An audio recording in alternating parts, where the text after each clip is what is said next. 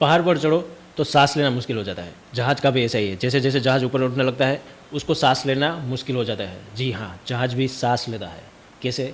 अपने इंजन के जो पंखे पहिए पंखे जो फरते फिरते हैं उसके अंदर जो हवा जाती है वो एक प्रकार से हवा प्लेन है वो ब्रीथ इन करता है, हवा उसको सांस लेती है वो। तो यही है एयर डेंसिटी। हवा छोटे छोटे कणों से बनी हुई होती है। ज़मीन पर नज़ीक नज़ीक हवा है, हवा के कण है वो नज़दीक नज़दीक रहते हैं, तो इसकी वजह से उसकी डेंसिटी वो ज़्यादा रहती है।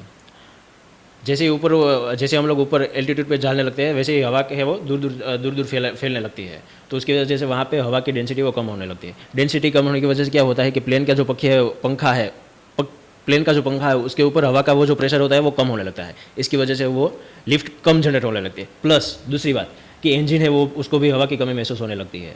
ठीक है, तो उसकी वजह से क्या करता है, इंजन भी थ्रस्ट है वो कम प्रोड्यूस करने लगता है, थ्रस्ट भी कम प्रोड्यूस होता है, लिफ्ट भी कम जनरेट होती है। इसकी वजह से क्या होता है कि प्लेन को ज़्यादा स्पीड चाहिए, ज़्यादा फ्यूल चाहिए ऊपर उठने के लिए।